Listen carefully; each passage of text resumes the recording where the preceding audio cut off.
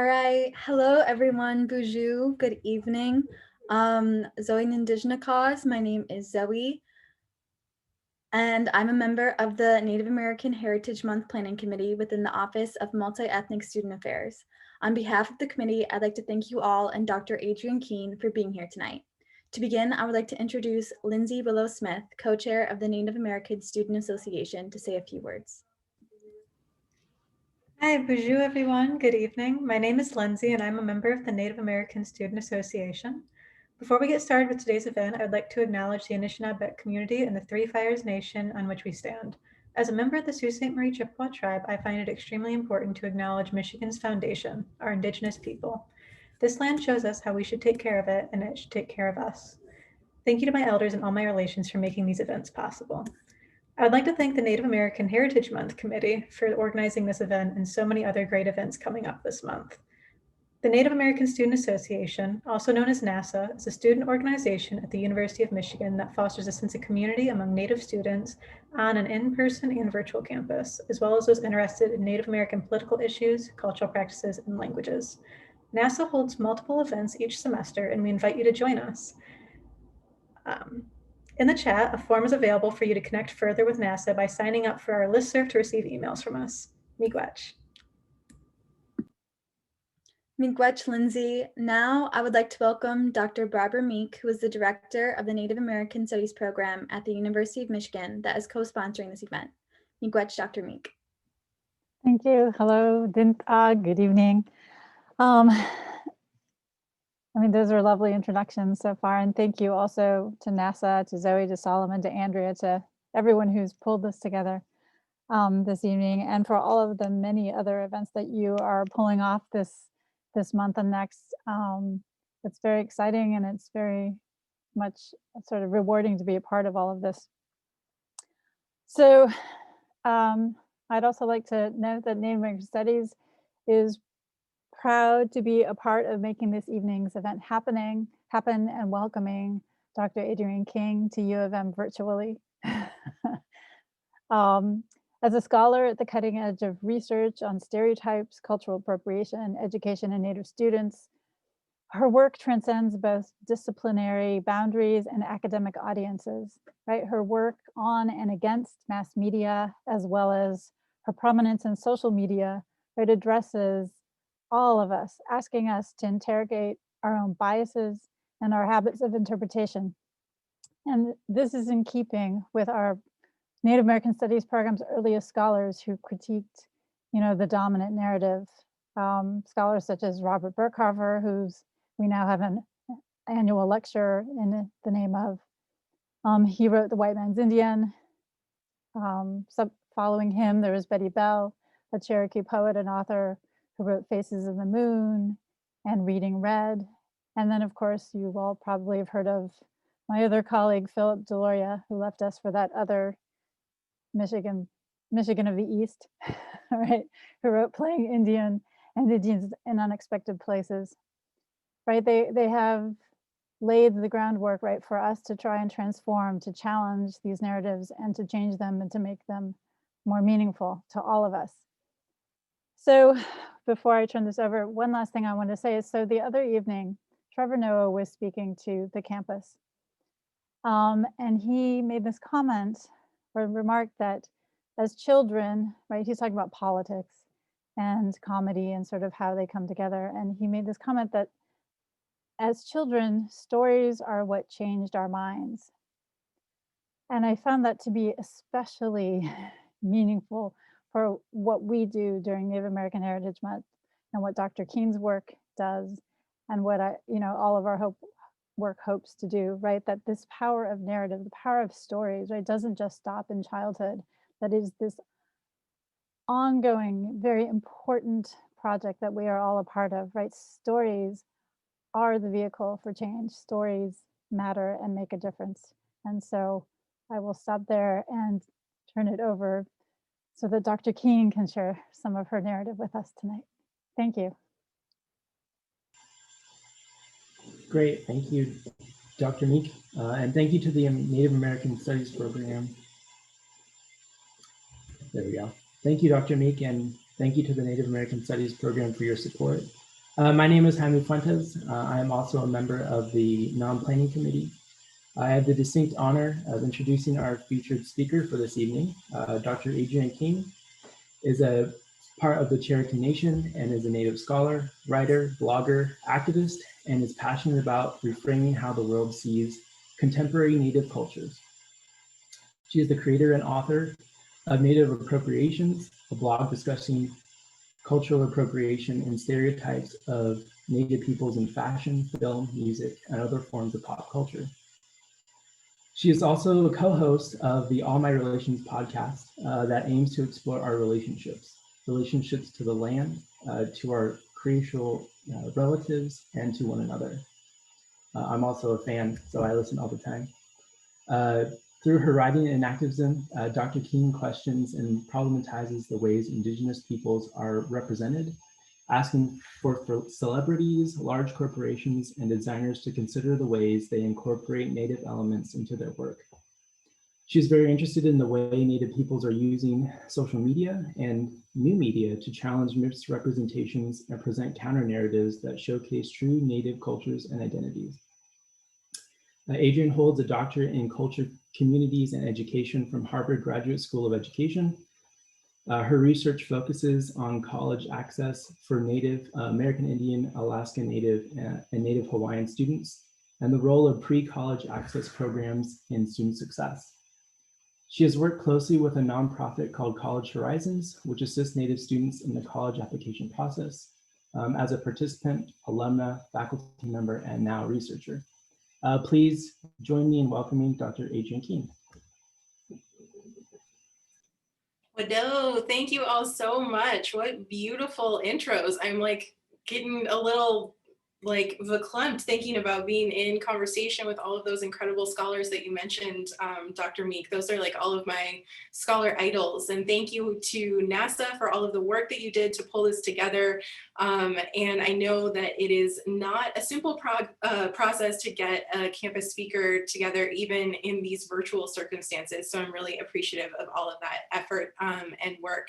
So hello everyone, Sio Nagad, Adrienne Keene da Kodoa, Chi Chalagihi Ayeli, Chiani Chisqua, Nagu Jigi Providence, Rhode Island, Ginela, Narragansett Alewampanoag, Una Jeli Gohi Ginela, Asenho Dalonige de la Jutla, Kumiai Una Jeli Gohi, Digega. I'm a faculty member at Juno de la Questi, Galaladi Wodige. Hi everyone, I'm Adrienne Keene. I'm a citizen of the Cherokee Nation, originally from Southern California, which is Kumeyaay homelands, and currently live in Providence, Rhode Island, where I'm a faculty member at Brown University. My limited Cherokee vocabulary includes colors, so I can actually say University Wodige, Brown University. So I am honored and excited to talk with you tonight, and going to share my screen. So today I want to talk to you a little bit.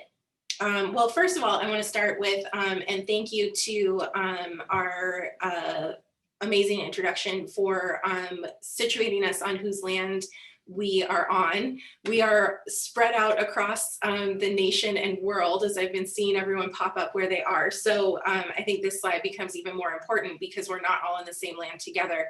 But I, as an Indigenous person, this protocol of land acknowledgements is something that comes from within our communities. It's about acknowledging the land that you are a guest on, that you are visiting if you are from out of town, acknowledging that it's someone else's land, and what it means to be a good guest, a good relation to that land. So this is an important place to start. If you don't know whose land you are currently on, there are a couple of ways to help you find out. There's a great website called that's native-land.ca. That's where this map comes from. And there's also a new number that you can text with your zip code or the city and the state that you are currently in, and it will come back with the names of the peoples whose homelands you are on. And I do think it's also important to just interrogate the practice of land acknowledgements a little bit more too, and ask us to think a little bit deeper beyond just acknowledgement. And there are a lot of scholars and community members who are starting this conversation, especially in the land that is currently known as Canada, about what does it mean to actually like acknowledge the land, and how can we move it from acknowledgement to action. So there's an Anishinaabe scholar named Hayden King, and he wrote a piece where he talked about adding the line, and this is what that compels me to do. So I definitely put that to all of you, of thinking about when you are acknowledging the land that you are on, adding that next step of, and this is what that compels me to do. So for me today, being on Narragansett homelands, standing and talking with you, it compels me to center Indigenous peoples in the next hour or so, and to talk about our experiences and our lives and our representations, and to move forward in that good way from there. So in order to kind of contextualize what I'm going to talk about you with, I have to tell you the sort of origin story, or the creation story, if you will, of Native appropriations, which I have now been writing for over a decade, which in internet years is like, you know, probably a century, to be doing something for 10 years on the internet. But Native appropriations, my blog started when I was a first-year graduate student at the Harvard Graduate School of Education, and I had just moved from the West Coast to the East Coast, and that was a very different environment that I moved into. I had been a student at Stanford University as an undergrad. I had worked at Stanford. Stanford has a very large Native student population, one of the largest powwows on the West Coast every year. There's a Native Studies department, Native faculty, Native support center, all kinds of things. And then I moved to the East Coast and to Harvard, where suddenly I was the only Indigenous graduate student or PhD student in all of the years, all of the cohorts at the ed school, and one of only a handful of Native PhD students across all 13 schools of Harvard. And so needless to say, it was incredibly lonely and a little shocking to me. I didn't have any Native faculty. I didn't have any Native scholars on any of my syllabi in that first year. And it was an experience of invisibility that I had never really felt before. And on top of it, I had classmates and I had faculty who said all of the stereotypical things to my face that I had only heard other people talk about, like told me like, oh, like, good thing, or one classmate was talking about the difference between Canada and the US and saying like, well, here we just killed them all, so we don't have to think about it anymore, to me, or saying that they thought all natives were extinct, or those kind of things. So it was a really culture shock kind of experience. And at the same time, in 2010 was sort of this like resurgence in tribal trends in fashion, and you could walk into any store and there were kind of like Native themed or inspired things at Target and at the Gap and everywhere. And it was just sort of surrounding us. And one day I was walking through Urban Outfitters, which was across the street from my campus, and it is no longer there, it closed. And through the store, it was like every stereotypical cultural appropriation thing that you could imagine. There were like these neon dream catchers, there were totem pole jewelry stands, t-shirts with like headdresses on them, big like feathered earrings, fake moccasins, like everything that you could imagine. And standing in the bargain basement of Urban Outfitters, something kind of clicked. And I realized that my classmates were walking through that Urban Outfitters as well. And that these images, like what we were seeing in Urban Outfitters, were the only images that Native people ever, or that these folks ever saw of Native people. So they only ever saw these stereotypical, decontextualized things that were not made by natives, that had no actual association with Indigenous cultures. And so I realized this was a problem and decided that I wanted to write about it. So in 2010, and for those of you, most of the NASA students are probably too young to remember this era, but everybody had a blog. It was like a time when like you just shared everything on the internet. You had this blog where you would write things, like everyone had one. So I made a quick like Blogspot blog. I decided that I was going to write about cultural appropriation, which was a concept that I had heard of from my anthropology classes in undergrad. And I was going to write about Native people. So I should just like mush them together and call it Native Appropriations. And so I did. And that was kind of the start of the blog. And this is what it used to look like. So this is like so 2010 Blogspot, and also like really dark and emo and like a little bit sad, because that was very reflective of my state of mind at the time. But it was a place for me to kind of catalog things. At the time, I didn't have the language to actually talk about why these things were wrong.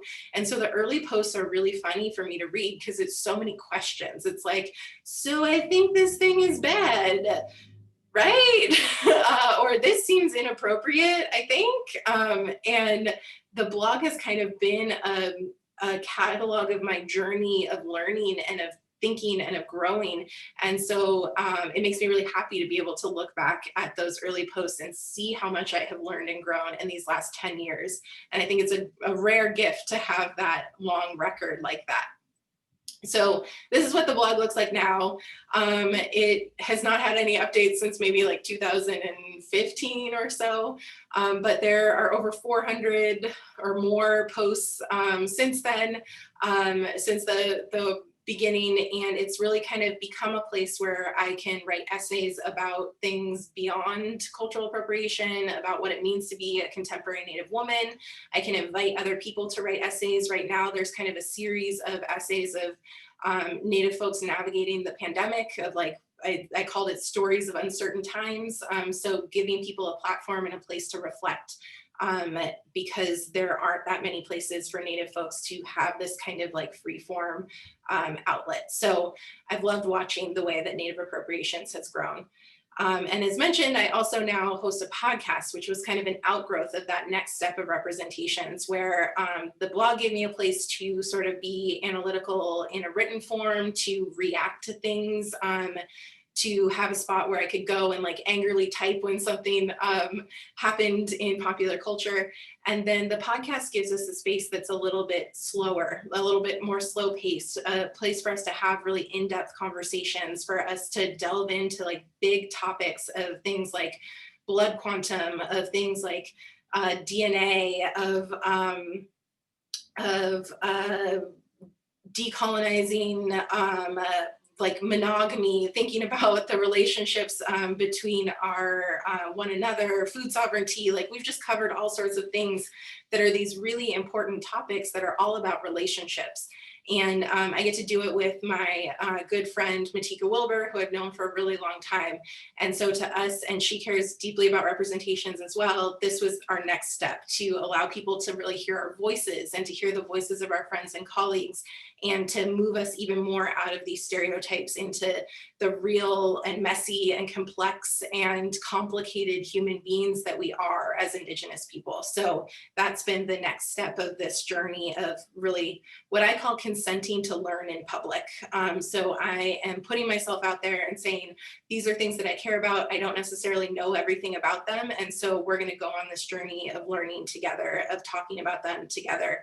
And the idea, hopefully, is that everyone will join me on that learning journey as well, and be willing to put themselves out there and to be vulnerable and to ask questions and things like that. So that's kind of the journey of the conversation around appropriation and around representations in this mainstream, or in this public sort of scholarship, I guess, way.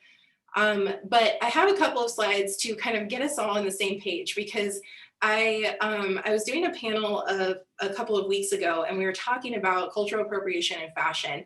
And now I've been talking about this for 10 years, and it's been so interesting to see the arc of the conversation and how cultural appropriation before, people didn't really know what it was. It was kind of like this term that was sort of nebulous, and we didn't really know how to use it. Then it became sort of like an accusation that started a conversation.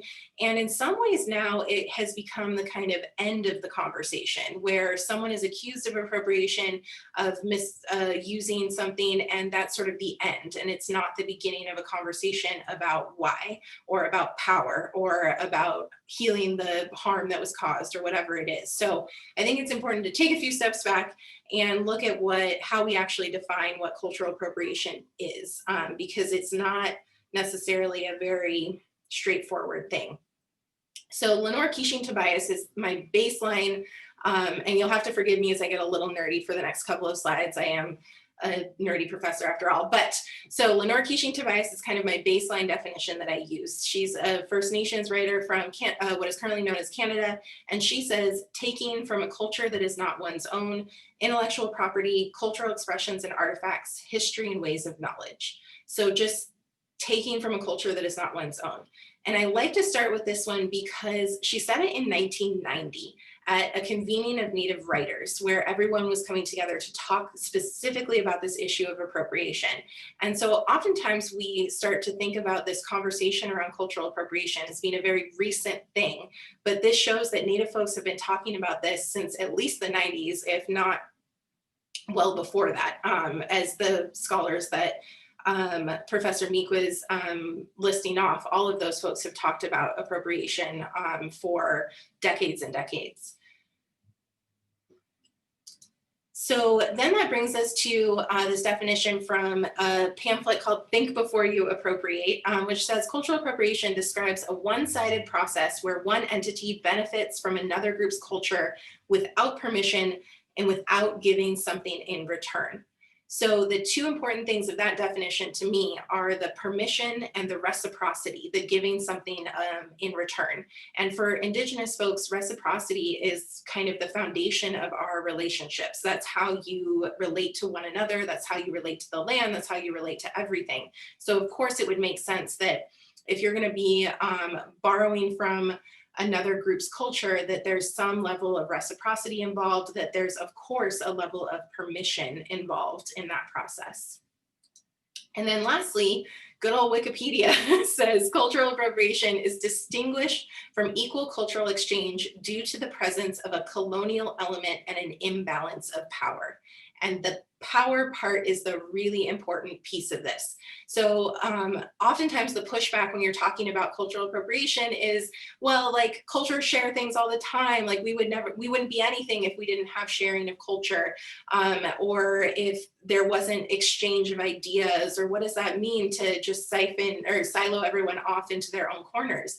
But the reality is that we're talking about a power imbalance. So in the case of Native appropriation, this is a colonizer taking from the colonized, and you're always going to have this imbalance of power in that situation. So it's not like we're all on this equal playing field and everyone's just exchanging back and forth. We are in a position where our cultures have been, attempts at eradication, at genocide, at cultural genocide, and we've been able to hold on to these cultural markers, to these cultural practices, and now the colonizer who was responsible for all that is suddenly like, oh, that's cool, I would really like to wear that headdress to a music festival, please. And so that balance of power is at the heart of it. And then I like this quote from Ijoma Oluo, who is an amazing Nigerian American writer, because this is the next question that people always ask is like, well, like help me define it so I know what not to do. Like tell me where the line is. I want to know where the line is. Like where am I crossing the line? And so she says, cultural appropriation is the misuse of a group's art and culture by someone with the power to redefine that art and in the process divorce it from the people who originally created it. I love that line. When well-meaning white people say, help me define cultural appropriation so I know what to do and what not to do, what they're actually saying, even if they aren't aware, is help me understand how to continue in this system of privilege and oppression without feeling bad. And that might feel a little harsh, but I also think that it's helpful to reframe that maybe that's not the question to ask. It's not help me define, help me know where the line is. It's, well, what can I do to support Indigenous people? What can I do to support Indigenous artists? How can I engage in this ethically? How can I use my privilege to disrupt this system? And this one is for any other nerdy folks in the audience who are really interested in the sort of like theoretical ideas behind this. Minha Pham, who is a writer a scholar who writes about fashion and specifically like Asian American fashion. So she has retermed this idea from cultural appropriation to racial plagiarism, which I actually like as an idea in terms of thinking about it as plagiarism. That's a concept that we understand. And so it's about the part that's bolded down at the bottom is it's about extraction and exploitation, not exchange, are at the core of this kind of copying, which is if you plagiarize a passage from somebody's essay, it's about extraction, it's about exploitation. There's not an exchange, there's no relationship there. So that kind of plagiarism, and then you use it and sell it as your own. The plagiarism concept might be helpful as well. So she has a great essay about this if you're curious.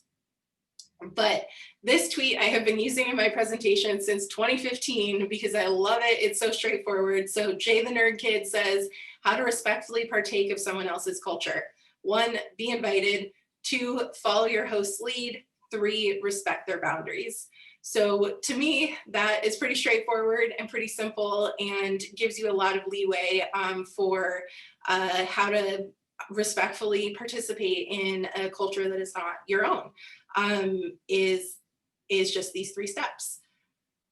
So I used to spend a lot of time in my presentations like going through different examples of what cultural appropriation is and like how to identify it and all these things. But I think we're at the point in our conversations around appropriation that we can really recognize it and at least start to see it or call it when we see it. But some like very basic examples. And this is the other hard thing about appropriation is the term has been now used to describe all kinds of things and all levels of harm.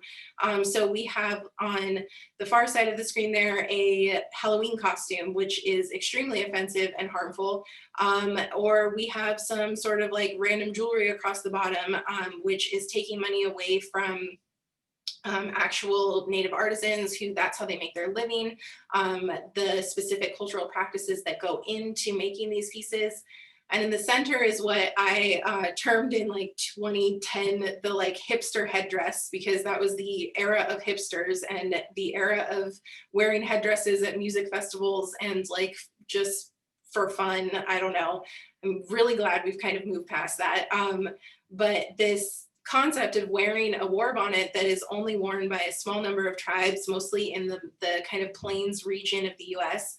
It's something that has to be earned. It's not something that is just like worn willy-nilly. It's something that's used in ceremonial practices. It's something that is significant in those communities and definitely not something you would wear while getting drunk at a music festival, while at a Halloween party, whatever it is. That's not the context, that's not the space for wearing these really beautiful sacred objects. And then of course, Native mascots, which I'll talk a little bit more about as an ongoing fight and the ways that they reduce Indigenous peoples down into this set of stereotypes that does not represent us at all, that does not allow us to be the modern and complex humans that we are, and is really associated. I mean, that little Indian dude is not a positive representation and by any means. So this idea of appropriation can cover all kinds of different symbols, different representations, and we see it pop up in popular culture constantly. But I do think, again, in the decade that I've been doing this work, that there have really been some major positive shifts in the conversation in recognizing cultural appropriation as a problem and starting to figure out ways to move the conversation into the next step. So as I mentioned, why this is wrong is it collapses hundreds of distinct cultures into a set of stereotypes. So there are 573 federally recognized tribes in what is currently known as the United States. And notice I try to remember to say what is currently known as the United States or Canada or these other settler nations because I like that terminology. I borrowed it again from some scholars in what is currently known as Canada. But I like using it, even though it's a mouthful, because it acknowledges that where we are was not always known as the United States, and it gives us the opportunity to imagine that it might not always be known as the United States, so that there was a before and there could be an after. So that's why I try to always say what is currently known as, to draw attention to that fact that this was not always the United States. This land had a name before that. It still has that name, and it may be something beyond what is currently known as the United States. So anyway, this is wrong because it collapses hundreds of distinct cultures into stereotypes, 573 federally recognized tribes, hundreds more state recognized and non-recognized tribes. Each of those tribes has their own culture, their own history, oftentimes their own language, whatever it is, and that is not represented by this set of stereotypes that we see at all. And it erases our contemporary existence.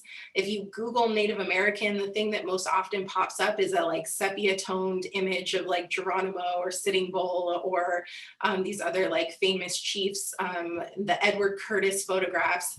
And the entire sort of screen of the image search is all things that set us in the past, either as drawings or as these photographs.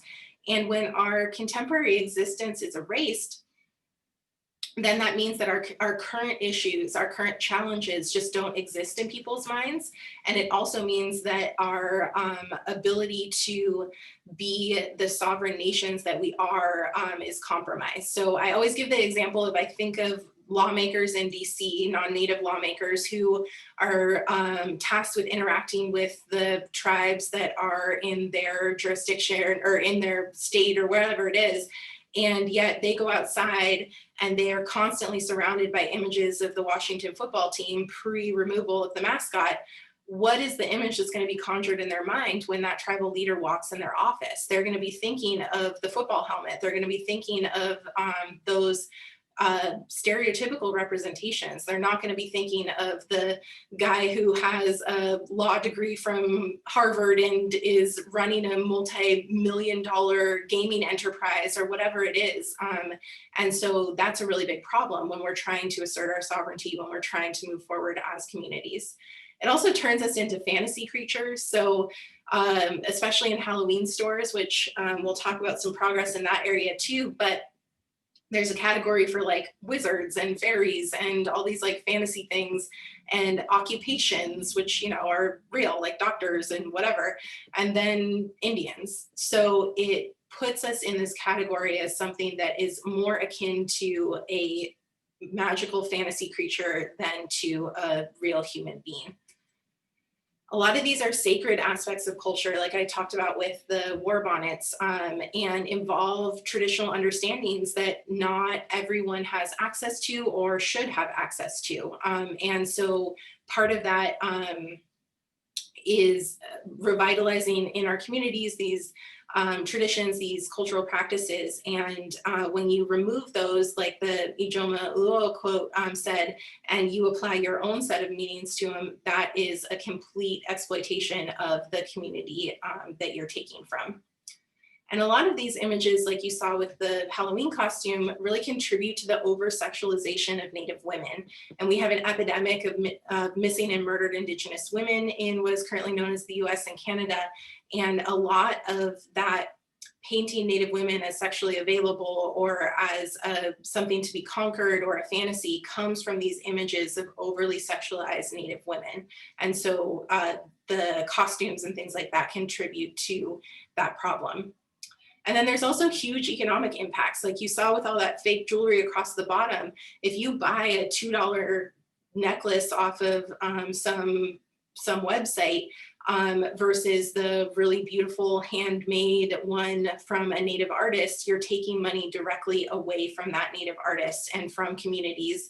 And Native communities experience some of the highest rates of unemployment, and there aren't a lot of job prospects, there aren't a lot of job opportunities.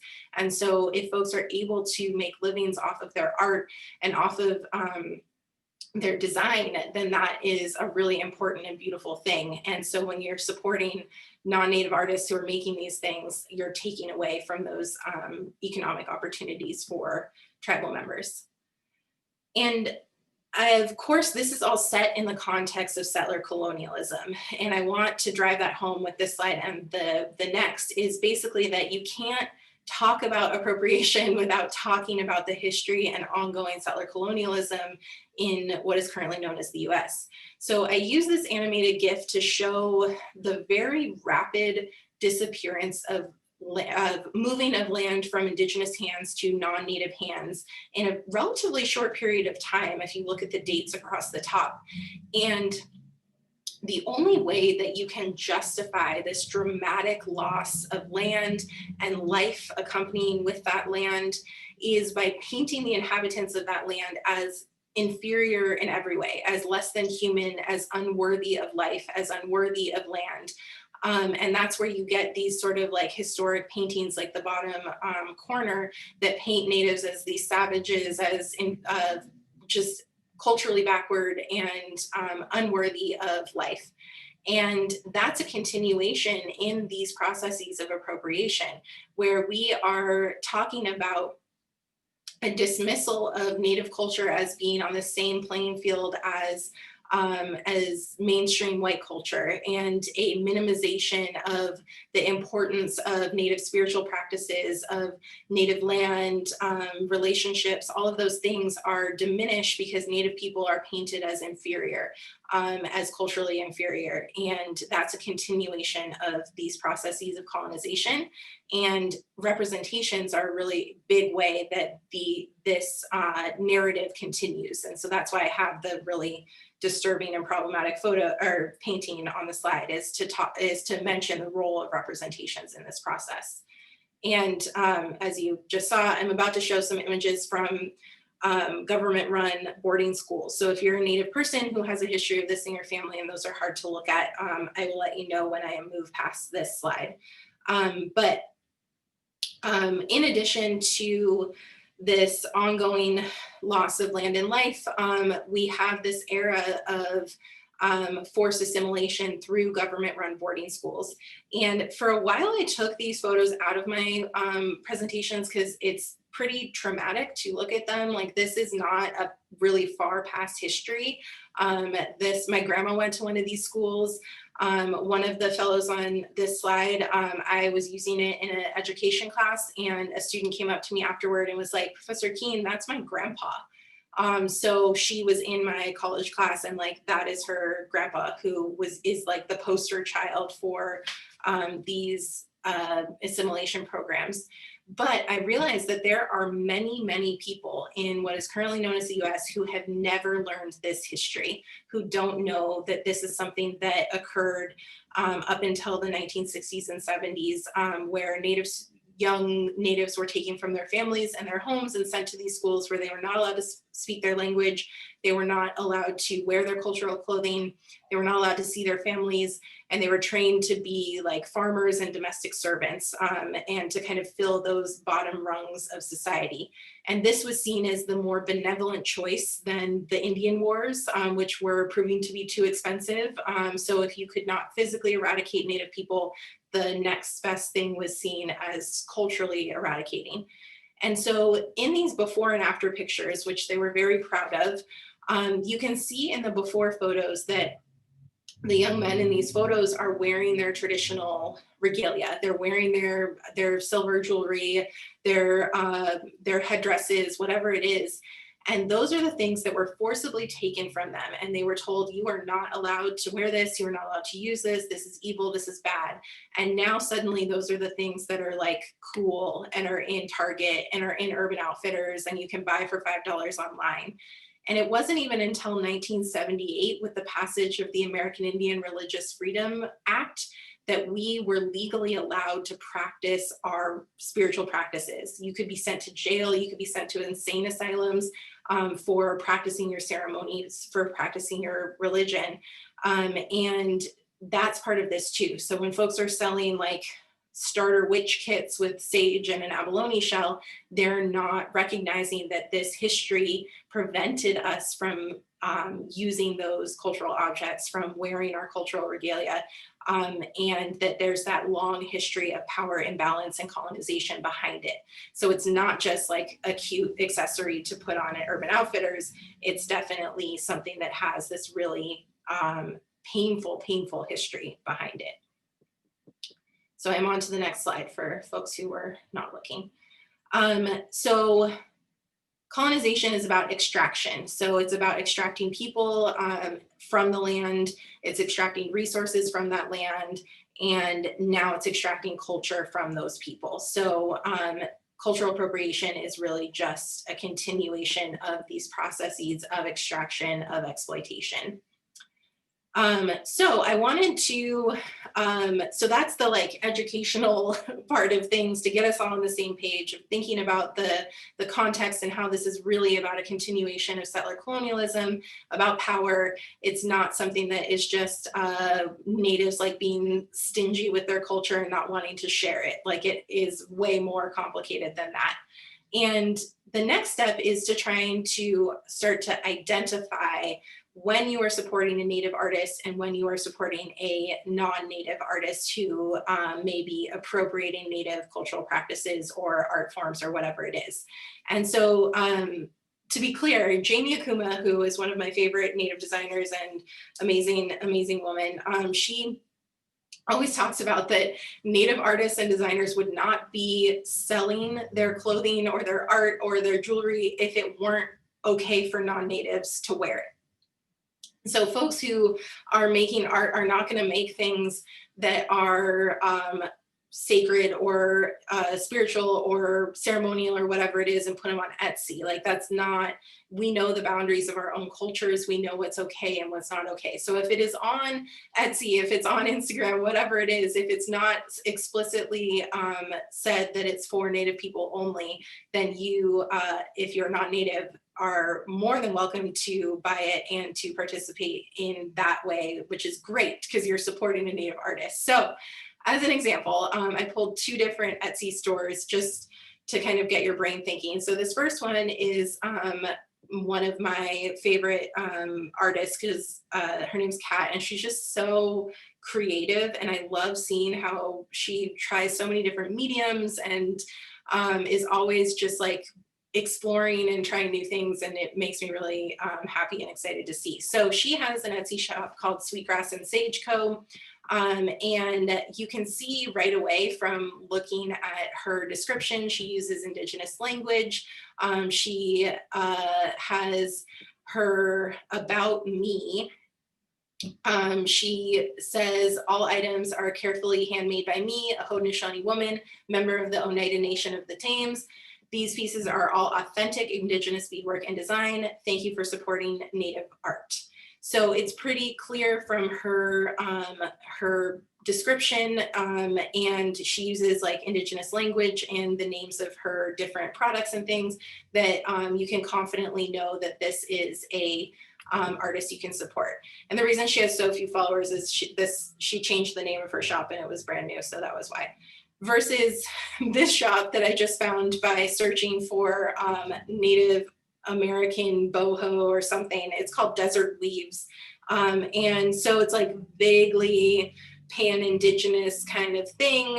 You can see the key terms combine basically everything that you could use to try and get hit. So it's like boho desert, Southwestern beaded, Native American inspired, turquoise color, all of these different keywords to try and drive traffic to the site. And then, and this is not to like call out this particular person, but it was just an example. So if you read the description, it's pretty generic. It's about being inspired by the place. It's not about having actual Native ties to that place. And this bracelet in particular is not like a super offensive something. She has other stuff in her shop, which was a little bit more problematic, but just as a way to kind of get thinking about where the boundaries and lines are, it's always better to just support a Native artist and someone who's making their living that way. So that brings us to where we are. And so there has been, as I've mentioned a couple of times, a huge amount of movement in these conversations around representations, around appropriation, around changing misrepresentations, whatever it is, especially like in the last few months. And a lot of this momentum that we're feeling right now as an Indigenous community is coming off of the momentum built by the Black Lives Matter uprisings and movements that are happening in the current moment. And so Native folks have been really advocating and fighting for years and years on these issues of representation. And it really got us to like the precipice on a lot of these things. And then all of the work by the Black community, by our Black Native relatives, by everyone who is fighting for justice in the Black Lives Matter movement got us over the edge and got everyone really talking about representations on a level that we have not experienced as a society in the last 10 years. And it's been really amazing to watch, but also really heartbreaking to know the origins of this activism, the origins of this change, and how just terribly broken our nation really is in a lot of ways around these issues of racial justice.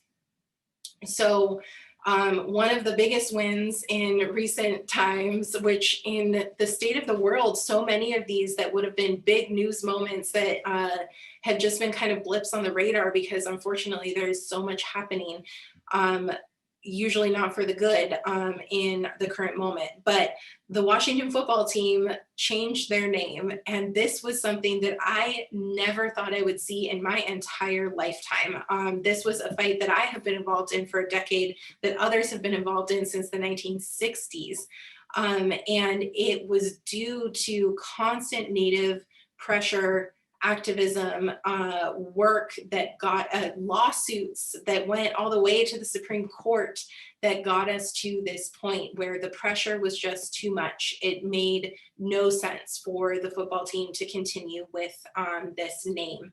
And it was strategic work by Native folks through social media campaigns, through the law aspect of it, through pressuring, the final blow was pressuring the sponsors of the team. So going after FedEx, going after these big name sponsors, Bank of America, and saying, do you really want to be associated with something that is so obviously harmful and racist? And that's what got us over the edge to the change. And it still kind of blows my mind sometimes that to think about that there's an entire generation of young Natives now that are going to grow up without having to see that word on their TV screen, without having to hear announcers say that word, without having to see it on all kinds of memorabilia being sold everywhere, that they're just not going to know that this period of time even existed. And that is so incredible and powerful to think about. And then, of course, we have all of the statues coming down, which I think is also a really important and beautiful conversation. And I love watching this video of the one in Minneapolis, just Columbus on his face over and over again, and everyone excited, and then like round dancing and stuff. It's awesome.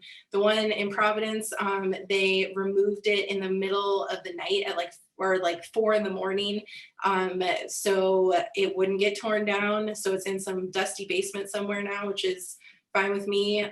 So thinking about the importance of these public monuments and the things that we walk by and the people that we celebrate, that's part of this conversation of representations as well. And then another completely unexpected one was the changing of the Land O'Lakes butter logo, which is another one that has haunted Native women in particular for generations, to have to walk in the grocery store and see that stereotypical Indian maiden staring back at you, to have people do the like trick where they could fold it up and make it look like her knees were her exposed breasts. Like, I have had so many people in my life, various people do that in my presence because they thought it was funny. And then suddenly she was gone, and it was without a lot of fanfare, and people didn't, there was like a little bit of freaking out by the usual folks, but overall people were like, cool, they're celebrating farmers now, that's great. And the new packaging has been in stores and people didn't really notice. They're still buying butter and it's totally fine. This word that is the name of this ski resort is one that I don't even say. It's one that is incredibly offensive to Native women. The ski resort decided to change their name, which is huge because they like are one of the top like big ski resorts. They have hosted all kinds of fancy events. Like they are very branded with that name. And the thing that I appreciated the most about their name change, and this is all within like the last couple of months, by the way, is that they put on their website why they did it and how they came to that decision, which was by outreaching to the local Native tribes, which they named the actual tribe. And they talk about how it is a racist and sexist slur, and that it will always have a special place because of the Olympics, but we're going to change the name. And that is really incredible and not something that I think we would have seen 10 years ago without this momentum that has been built through a lot of social media activism, a lot of raising awareness around issues of representation.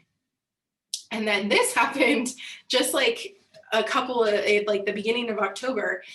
So Pinterest, which is the screenshot that is on the right there, is doing this really amazing campaign for Halloween, where if you search on Pinterest for like Native American costume or Indian costume, or the S word that was on the previous slide, or the R word that is now no longer the football team, you get an educational pin that pops up and basically tells you that that's not okay. And it won't give you search results for any of those terms, which is huge to think of this big social media platform making that change.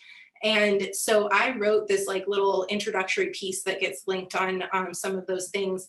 And in the process of writing that piece, I went to Spirit Halloween's store and Spirit online store, and Spirit is the largest Halloween retailer.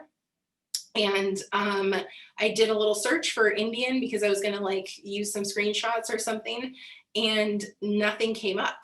And I was really confused because they are some of the worst offenders. Like I have descriptions from their old site on my blog that are just like the most racist thing you have ever read. It's like ridiculous.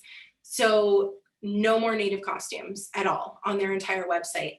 And so then I sent my Instagram follower minions out to their local stores, and I was like, can anyone tell me if there are still costumes in your local Spirit Halloween store? And a few people came back and were like, there's a few, but like it looks like they're selling back stock. It doesn't look like they bought new costumes for this year, or like they were really hard to find, or whatever it was. And that, like, I still can't really wrap my head around it, because it was something that I just thought was always going to be an annual fight, that we were always going to have to talk about stupid Halloween costumes in October, or like the stupid football team in football season, or Indigenous Peoples Day versus Columbus Day fight, or all of these things were just going to be my life, that constantly I was going to have to do this every year. And suddenly there's major change, and it's just kind of mind-blowing to me, to be honest. And I give a lot of credit to the work that Native folks have done educating through social media. I think social media has been the vehicle for a lot of this cultural change around awareness of the power of representations, the problematic nature of cultural appropriation and misrepresentation, how to respond to these types of things, and then also how to have direct access to Native artists and designers and Native community members, that we can kind of have a collective voice online, even though we're spread out across really far distances. We come from really different backgrounds, different tribes, different cultures, but are able to come together on the internet, on social media, to really fight back against these misrepresentations in a way that wasn't as easily accessible before the internet. So it's really amazing to see just in a decade how much has changed in this conversation. So now that we're getting to the point of things changing, of that people are recognizing the misrepresentations, I would like to think that it's time for us to start to think about how to replace those representations, those misrepresentations, with things that are more positive with things that are more future looking. Folks who are superhero fans will probably recognize this screenshot. This is Wakanda. This is like the market of Wakanda from the Black Panther.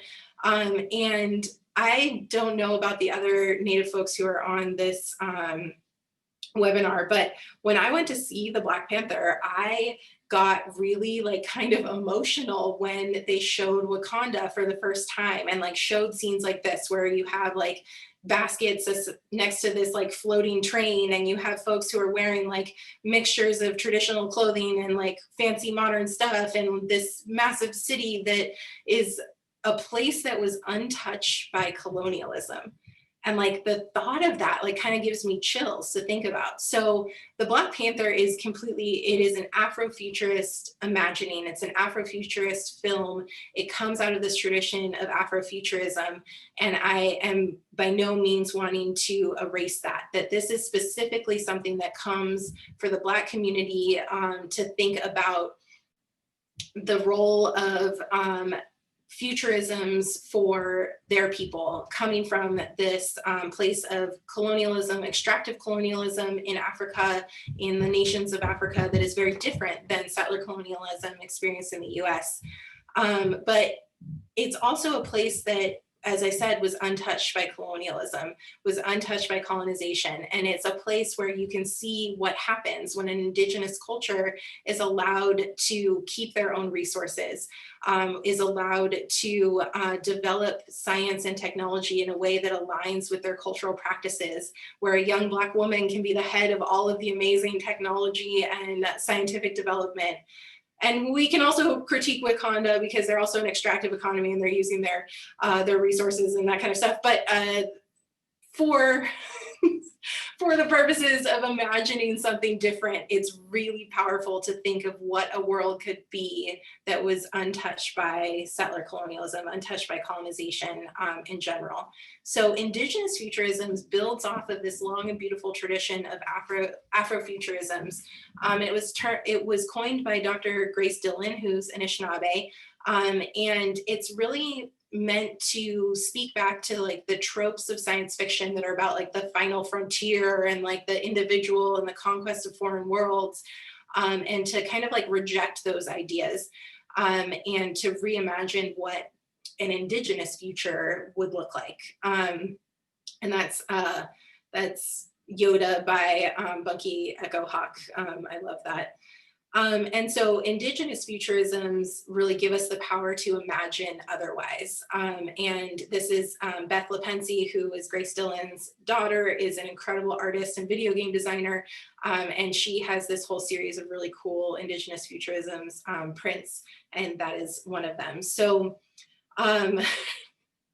Native folks have really like embraced a lot of these ideas, and no one can make a meme like Indian country can. Like, give Native something and like we will make it into a meme, and it's incredible.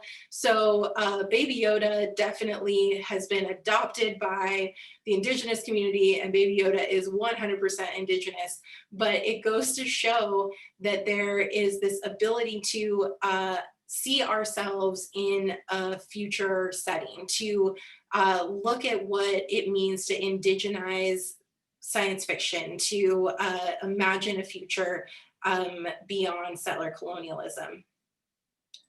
And so the idea of Indigenous futurisms, to me, and why I want to end on it, is that we've already, as Native people, have already survived the apocalypse. And there's a lot of scholars who talk about this. Kutcha Baldy was the first one who, she has this amazing post about The Walking Dead and why she teaches it in her Indigenous studies classes. And that was the first time for me I encountered the idea of like, of course, our world as Indigenous people, as we knew it, ended. Settler colonialism was the apocalypse for our communities, yet we are still here and we survived that. And so Indigenous futurisms give us the power to imagine beyond settler colonialism. And imagining a future where indigeneity is present but transformed is really important, because when images only set us in the historic past, it implies that our culture only existed at some point in the past and isn't something that is constantly evolving and changing and adapting to new technology and new situations and growing and becoming something different, and that it always exists, but it always is changing and flowing and growing. And that can be some imagining that we can do through Indigenous futurisms. Because we're in this moment, this political moment where things feel really uncertain and really scary. And the settler government of what is currently known as the United States is in a really perilous spot. And so for me, the way that I am kind of getting through all of this is by celebrating these changes in the field of representation, celebrating the progress that we have made in representations, and recognizing that those representations hold power. And those are the ways that we can imagine a future for ourselves.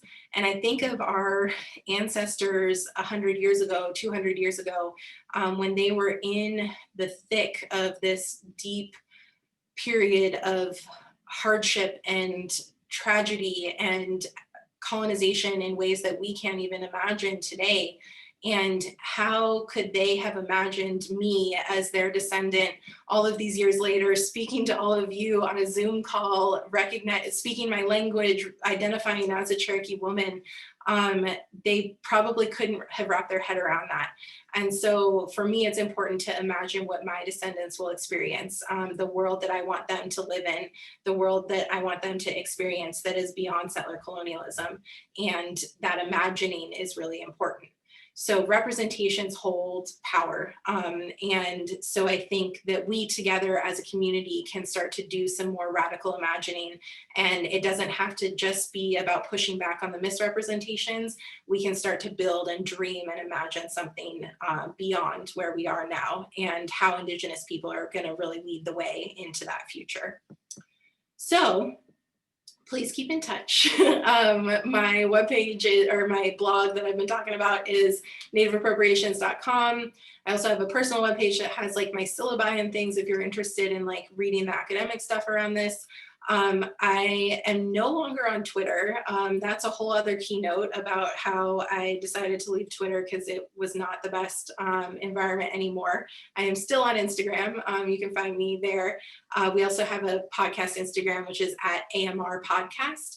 And our new social media intern is awesome. And I love Gen Z because y'all know how to like do the things on the internet even more than I do.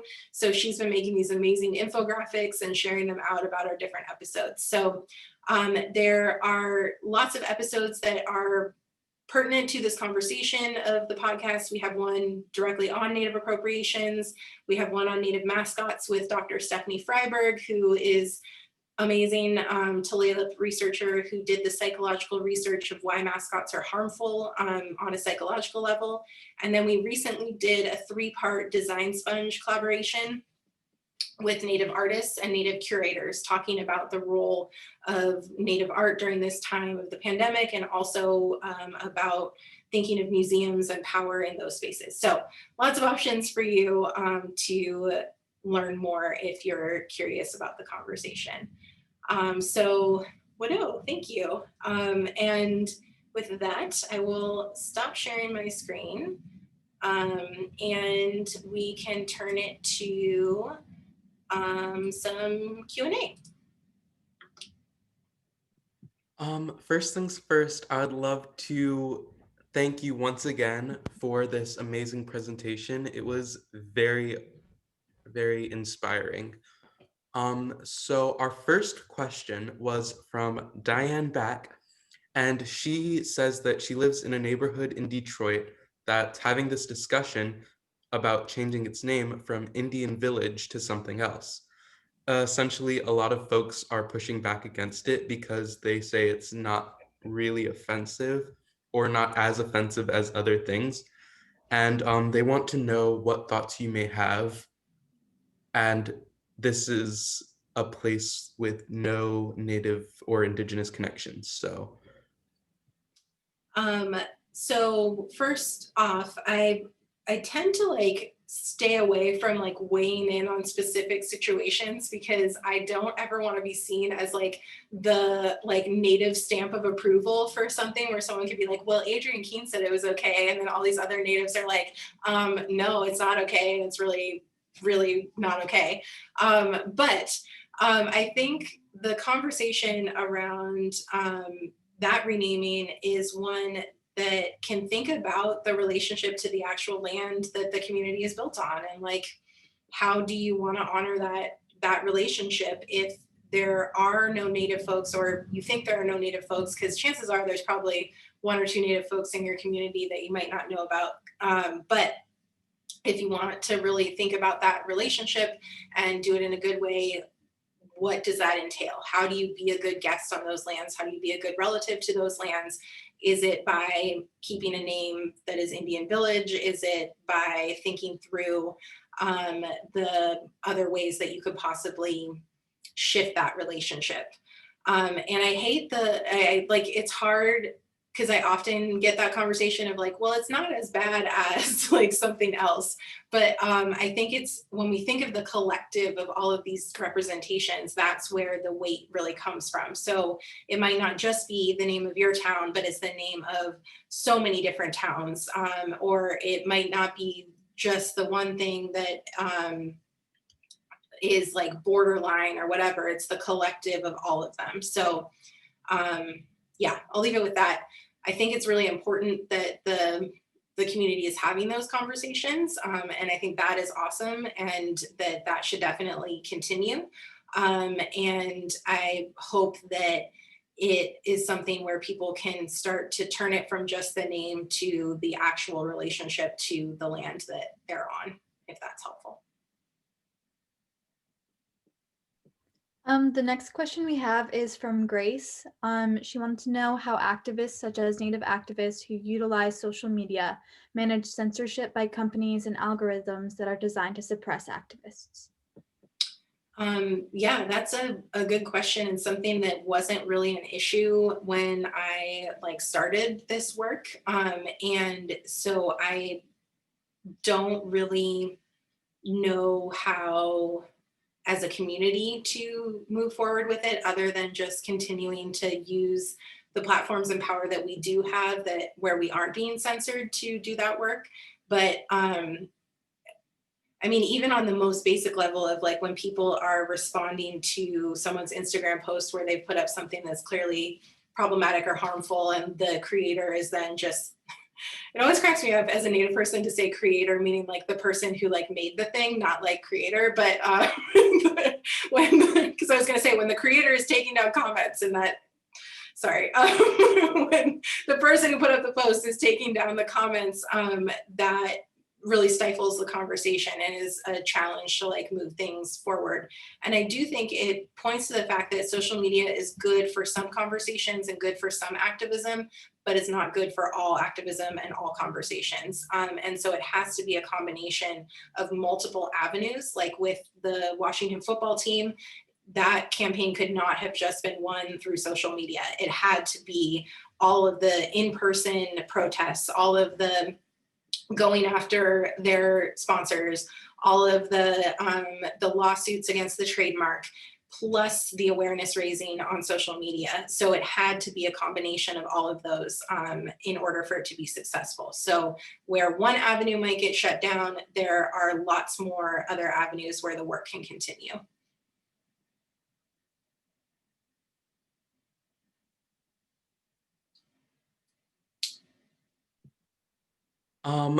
We got another question from Tara Schmidt that asks, what's your Insta handle? Oh, it's at Native Approps. Yeah, and that at some point I will probably go back on Twitter because I really miss Twitter a lot, and that's what my handle on Twitter is as well. Andrea just shared it in the chat, it looks like. There is a follow-up discussion from Diana Back, who was the person who brought up the Indian village naming, and they ask, if there's been a lot of vitriol thrown at a person who has tribal connections for bringing up this idea of cultural appropriation, how can we handle that, or what can be done about it? It's kind of a hard conversation. Yeah, and I think so it's important to point out, I have been writing about this for so many years, and I still get really uncomfortable in the conversations, like calling something out or talking to someone directly about a practice they've engaged in or something they're wearing or like whatever it is. Like I get really uncomfortable in those conversations and acknowledge that they're not easy or things that are ever fun. Because it's very rare if you are talking to someone and trying to tell them that something they've done or are doing is harmful. It's very rare for someone to be like, oh my God, like, let me take this off right now. Oh, you're so right. Usually the response is to kind of double down, to be defensive, to be confrontational, whatever it is. And so going into those situations, knowing that that may be the response is probably helpful, and thinking about what the best outcome could be. And a lot of times I think about what I call these like moments of pause. And I don't know if it's just a way of me making myself feel better, but I like to think that even the people who are very confrontational or dismissive or defensive or whatever, that the next time they go to dress up for a party, they might grab the native costume off of their shelf, and there might be a moment where they pause and remember the conversation that they had with me or the blog post that someone sent them or whatever it was. And maybe they still put on the costume that time, but maybe the next time they don't, or whatever it is. And so it's a cumulative effect of some of these things. And there really is a role for native or for non-native accomplices and co-conspirators in this process. I stay away from the word ally these days because I feel like it's become sort of an identity that people slap on, and they're like, I'm an ally, and don't actually like think about it as an action, much like how land acknowledgements sometimes get taken up. So thinking of yourself as an accomplice or a co-conspirator is a more action-oriented thing that so if you see stuff, you are allowed as a non-native person to ask questions or to send resources to the person. And that's part of why I made the blog, is because these conversations are hard, to be able to have something that you could send a person, which feels like a lot less confrontational, to be like, have you read this post about why you should not make baby teepees? And that might be an easier way. So non-native folks should feel empowered to have that conversation with people as well. This isn't a question, but Danny wanted to express their gratitude. They said your podcast has been so helpful for me as I'm attempting to reconnect to my indigeneity and ancestry. Thank you so much for your work and for your space. Oh, thank you. And yeah, that was part of like why, because I'm trying to think of like the best way to talk about this. So as a person who is white, passing, coding, like however we want to talk about, experiences white privilege, was raised away from my community, going through this long lifetime journey of reconnecting, of building those relationships. A lot of times it's people like me who like do some not so great things in the name of like trying to reclaim their culture or whatever, or are the ones that are selling the like really problematic stuff on Etsy and being like, oh, but I'm Cherokee or like whatever.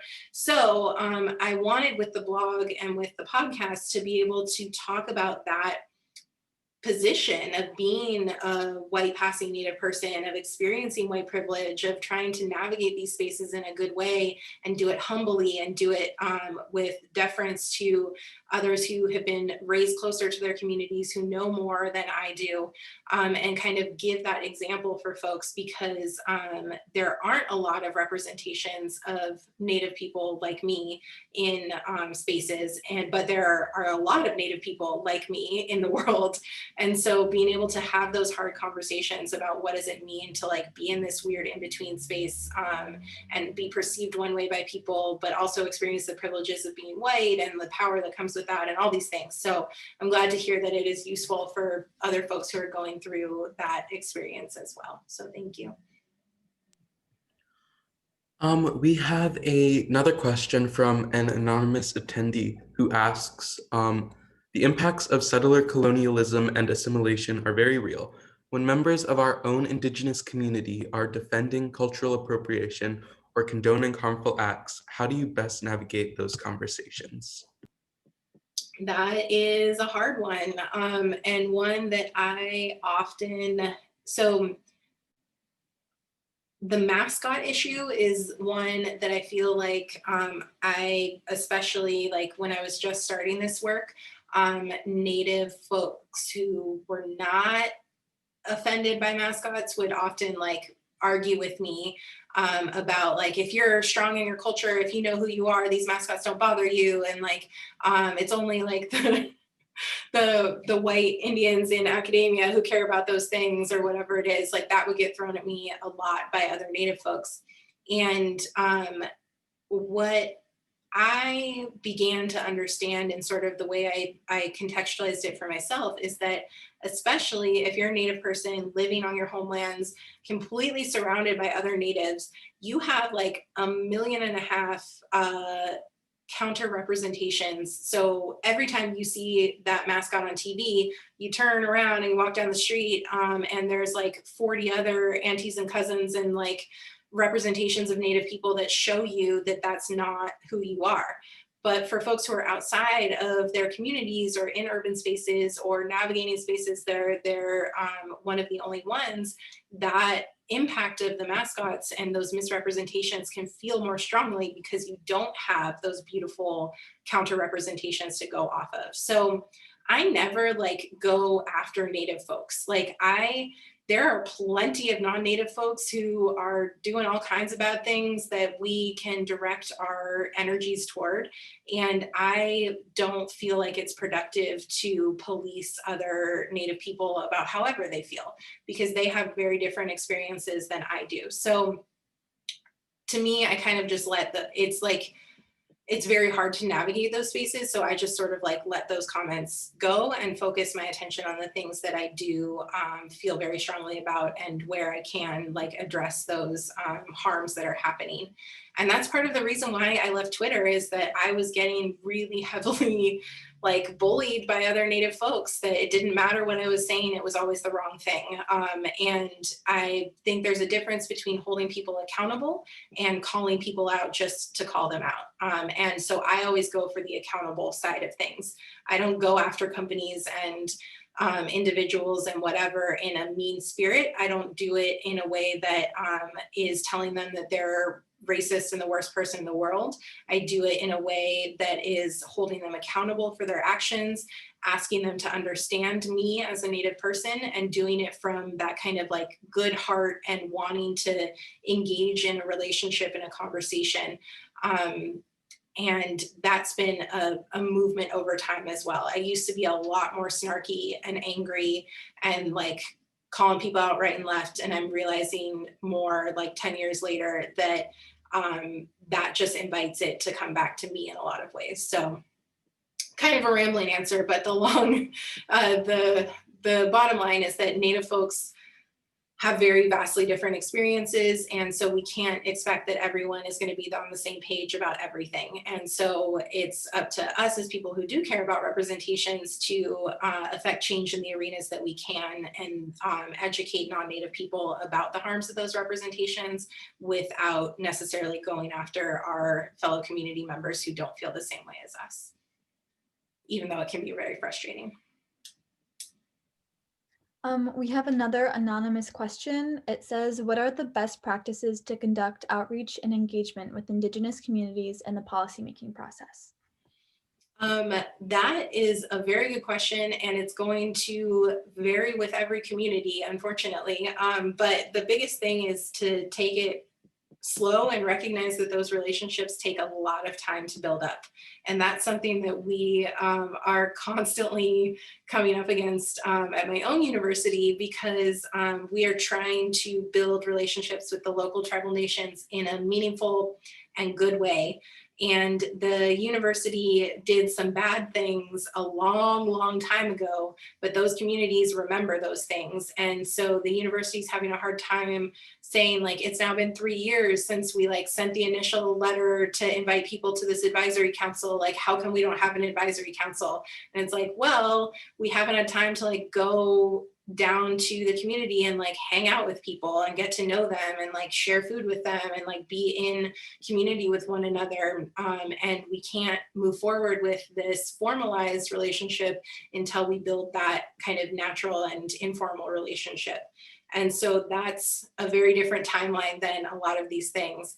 So it's really about extending the invitations and offers and realizing that there needs to be like reciprocity in the process. It needs to be something that benefits the community as well, that it's not just like you bringing in an advisor to like check the box for your project, trying to find the right person, which also might take a while, of like, who do you talk to, asking other people who have relationships with the community to make introductions, to vouch for you.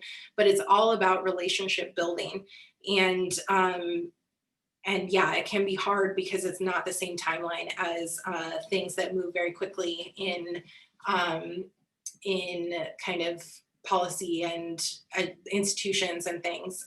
But it's about being humble. It's about learning as much as you can, about realizing that you'll probably make some mistakes and it's okay. You can just correct and do it better the next time, and not being afraid of that process.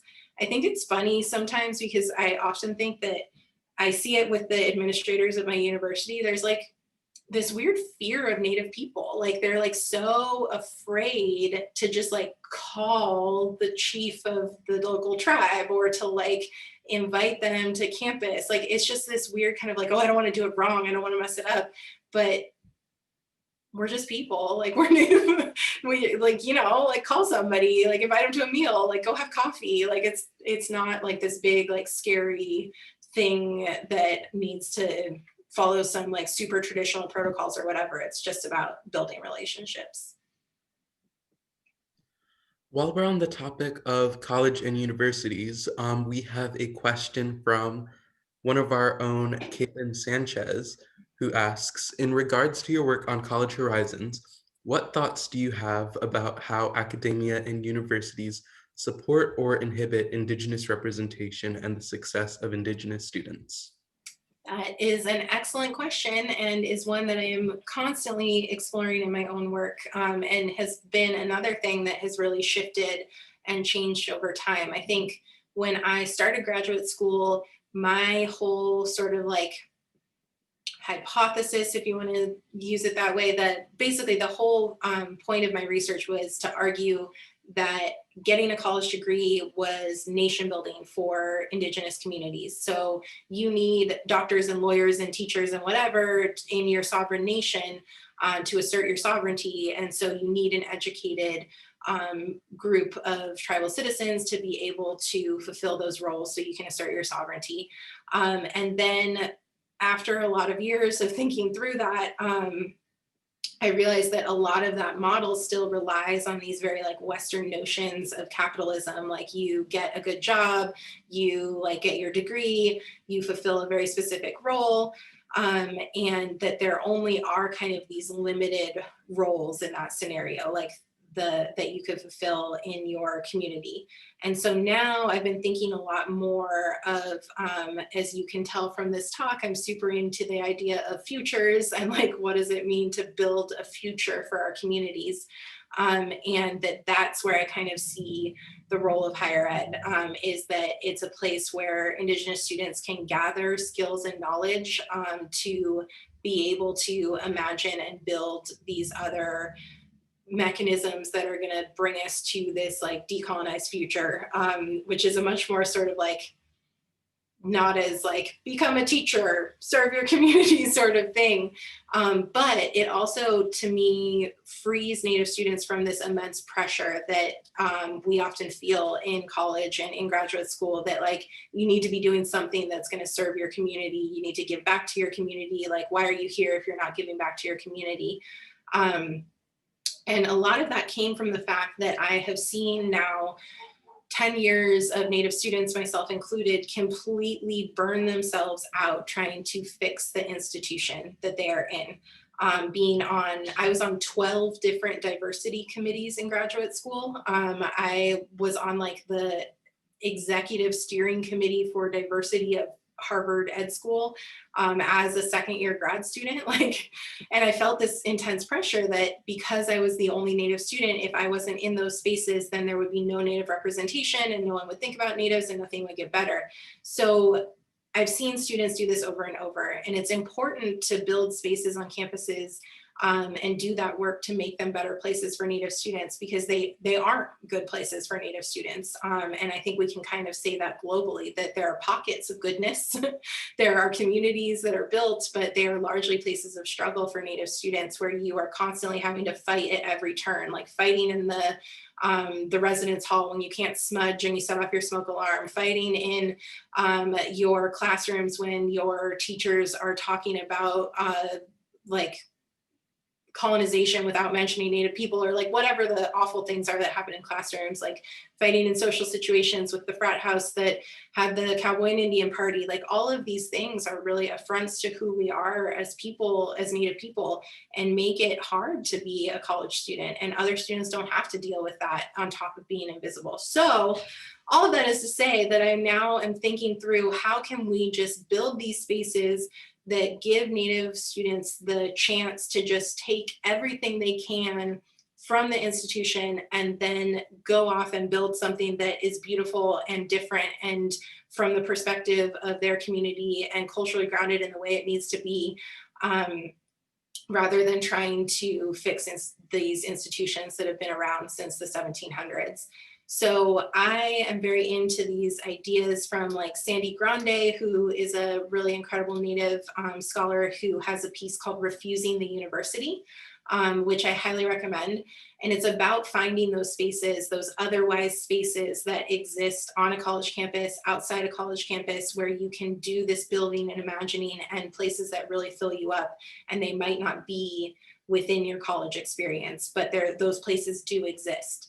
So I see college as this like step along the way of, it gives you the time and the brain space to be in a place where you can do that imagining. Because if you're in your community and you're constantly getting pulled this way and that about like by your family, by your tribal government, whatever it is, you don't have that brain space to absorb all of the knowledge that is around you and get all of those skills and then step back and be like, okay, now what? What's the next step? How do we build this future for my community that I want to be a part of? So that's a very long-winded answer of how I have been like thinking through all of these things. And it really just comes out of so many experiences of seeing the strife that we as Native students put ourselves through. And now as a faculty member, seeing it from the other side, that the institutions are more than willing to take our labor and to take our ideas, but less willing to actually implement really deep institutional change that would actually make a difference.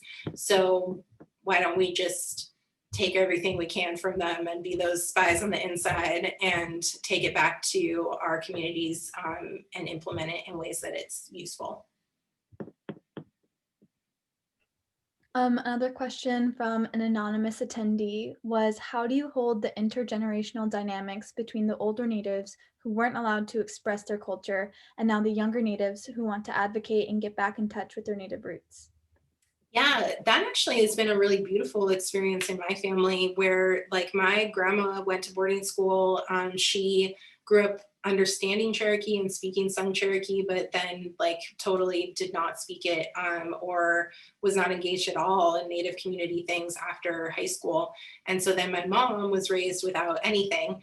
And so now here's me like trying to do all this work and bringing it all together.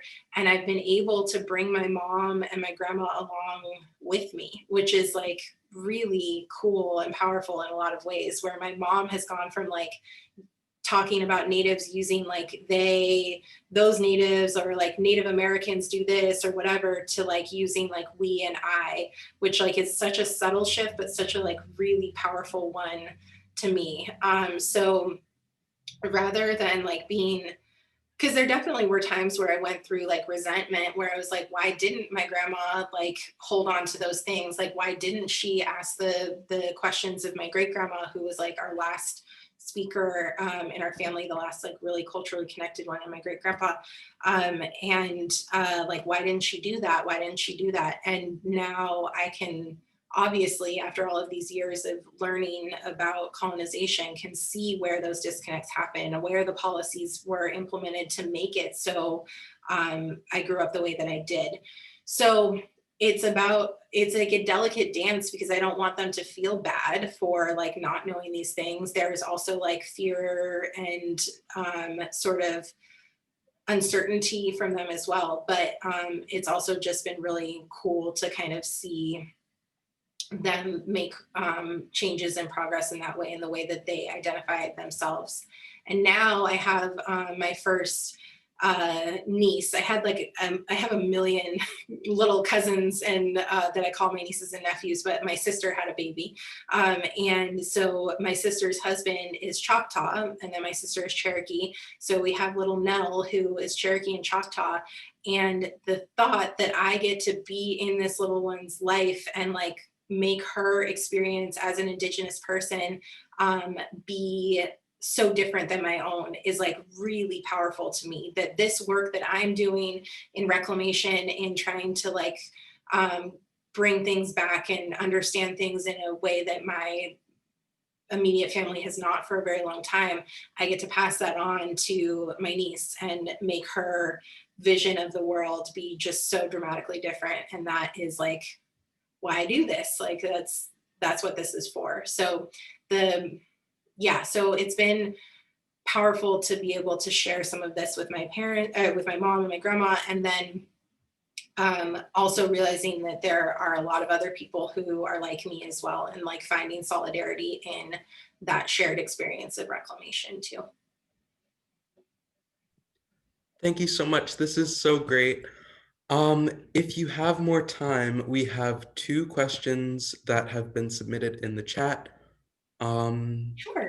Okay, so the first is from Evan Chavez, who says they appreciate your sharing your experience confronting this erasure that Native people face in academia.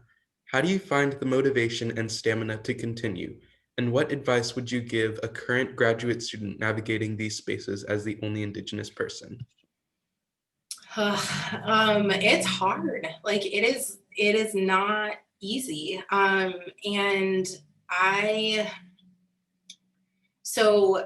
I definitely, like all through graduate school, I found my community and support outside of my program because I was the only one. So I found the other random Native grad students at Harvard, and like we would hang out in Hunap in like the Native space until like 3 a.m. and like doing our work or whatever. So I found like people in other pockets. And then Twitter became the way where I felt like I was part of a Native scholar community that I didn't have on campus. So I was really strategic about reaching out and building relationships. And like, I was really, really lucky that some of the like leading scholars in the field of Native education saw me like struggling and lonely and like scooped me up. And even though, so like Brian Brayboy, who is at Arizona State, he offered to be on my dissertation committee and gave me office space to write my dissertation in Arizona, where I was like around other Native folks. So finding these networks and communities are really what got me through, because if I would have just been by myself. But at Brown, it was largely I had one other Native faculty member with me in my department, and she was the one who like advocated for me to get a job, and like we've done everything together.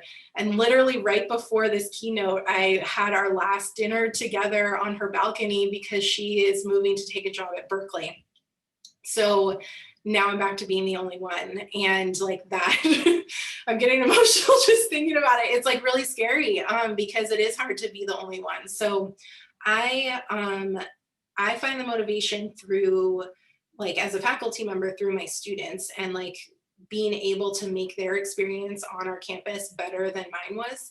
And like for my Native Hawaiian graduate student who I work with, like trying to make her dissertation research experience better than mine was, like helping her to find the scholars and build her Native Studies lists for her quals that she doesn't have to do all that labor on her own, kind of thing. Like making it better for the next generation of students is what helps keep me motivated.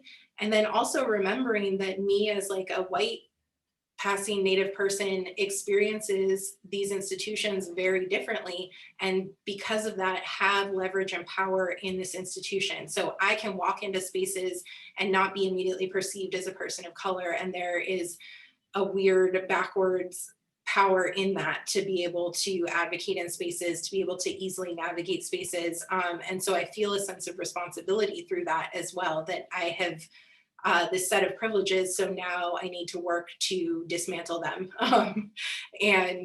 So that is motivating for me too. But it's really about finding and building community wherever you can, even if it's not within your cohort or within your program, that there are plenty of other Native grad students and faculty out there. It's just about finding them. And thanks to this world of technology, we can also be in touch a little bit more than we could otherwise. And the last question, as we want to honor everyone's time as we're a little bit over, from an anonymous attendee, you've mentioned smudging and the smudge kits a few times. Is it wrong for non-Indigenous folk to purchase these and use them? One was gifted to me by a friend and I felt uncomfortable because I am not Indigenous myself. What can I do with that and what would not be appropriate? That's a great question. I have a whole blog post. So if you search Sephora on, or like witch kit on my blog, there's like a post that really details it. But if we all go far enough back in our ancestry, like there is probably a place in an ancestor who like burned some sort of herbs for purification. Like that is like a thing that exists across a lot of cultures.